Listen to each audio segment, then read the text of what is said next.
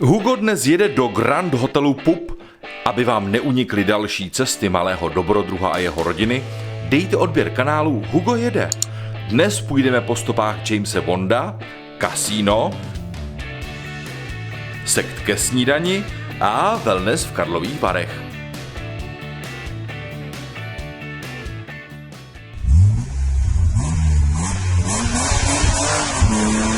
Kalamáry Vary, hotel Pup.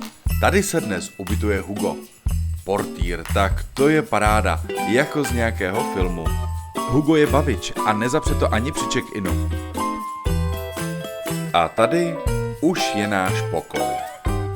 Nejdříve je potřeba udělat pořádek v mým baru, vyházet tvrdý alkohol, ale hlavně prosím tě, nic neotevírej. Plechovka Pepsi za 9,5 je moc. Za kulu bychom to možná dali, ale za Pepsi. Postel, koupelna, jenomže počkat, tady něco nesedí. Filmů natočených v Pupu jsme viděli mraky. A takhle skromně rozhodně nevypadal ani jeden. Takže přesun. Tohle je konečně opravdový hotel Pup. Rozdíl 30 € za noc a 2,25 vesmíru. Konečně pořádná postel. Jo, tak tohle je pokoj 5hvězdičkového hotelu. A to je přitom jedna z nejnižších kategorií. Na pokoji je kávovar. Hugínek si ho bohužel během pobytu poměrně ublíbil. Pup má hlavní budovu a pak Bčko.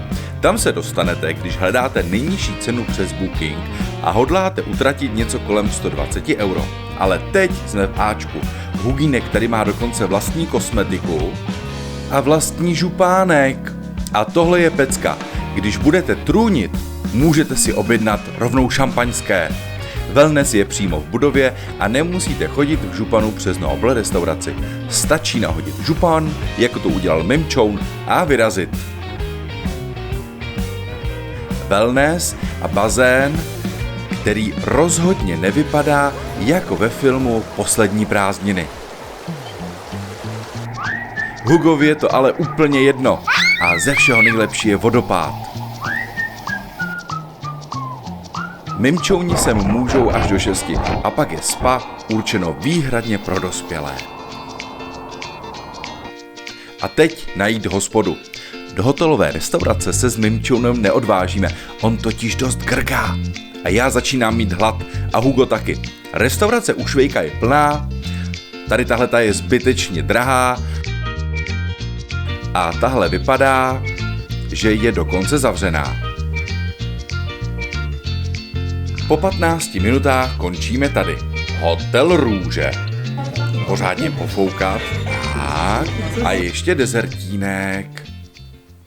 Máme štěstí, že jsme tu těsně před Vánoci. Ten strom nepůsobí bezpečně. Paní, to dítě bych tam nefotil. Adventní trhy u hotelu Thermal nejsou z největších, ale je tu trdelník. Co pak trdelník? Ale jmelí.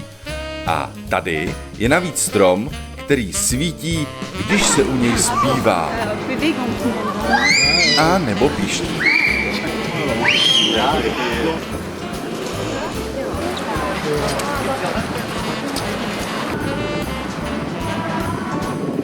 A ještě jedny trhy. U promenády.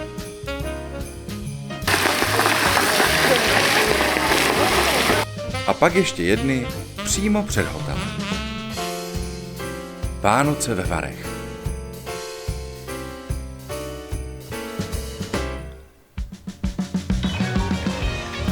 Když bydlíte v Karlových Varech, můžete taneční uzavřít věnečkem ve slavnostním sále hotelu Pup a při té příležitosti zajít dolů do Bechers klubu, jako to udělal Hugo, a může tu být až do 11. hodině večerní a pak už se smí bavit jenom dospělí.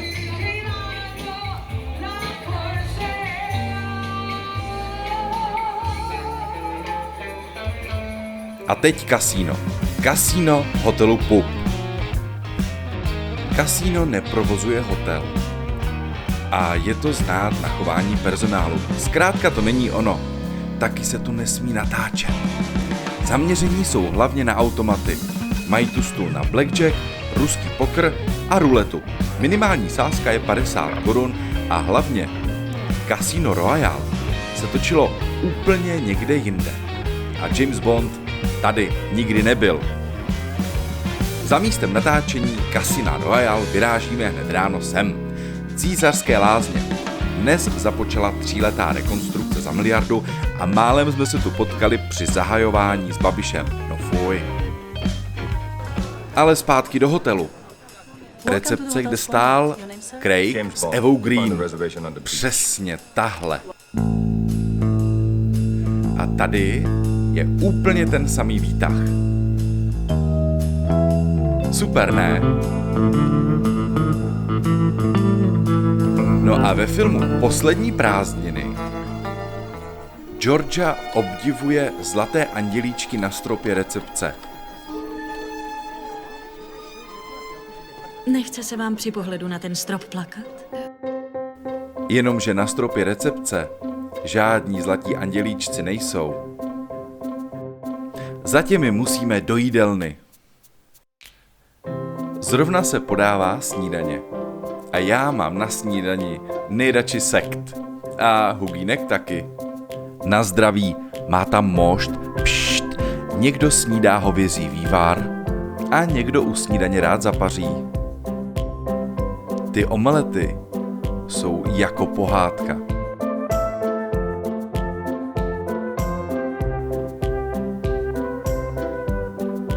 Hugínek musí všechno pořádně natočit.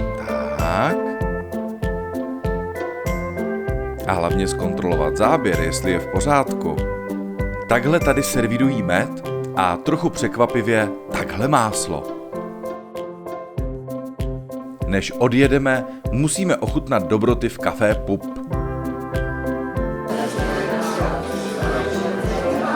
Hugínku, jak moc se ti tady líbí? Tak.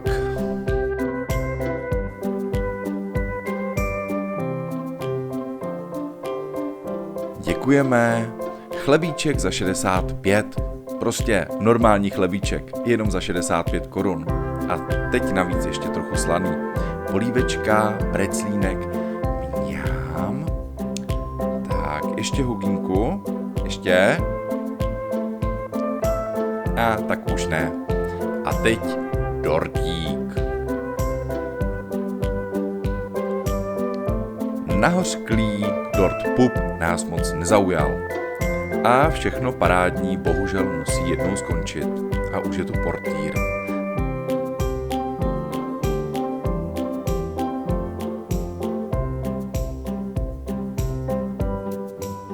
Zavazadla v autě, motor už běží, takže jedeme. Tak snad zase někdy.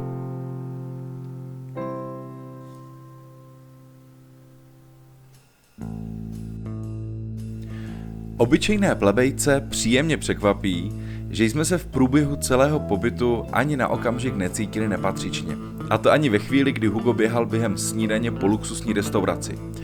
Všude tady panuje příjemná a uvolněná atmosféra. Člověk se cítí jako host a ani ho nenapadne, že by někoho obtěžoval. Naopak, personál udělá, co vám na očích uvidí. Pup je takový uvolněný luxus, ale rozhodně žádná snobárna. Jo, a taky nás tady nechali natočit, cokoliv jsme si zamanuli.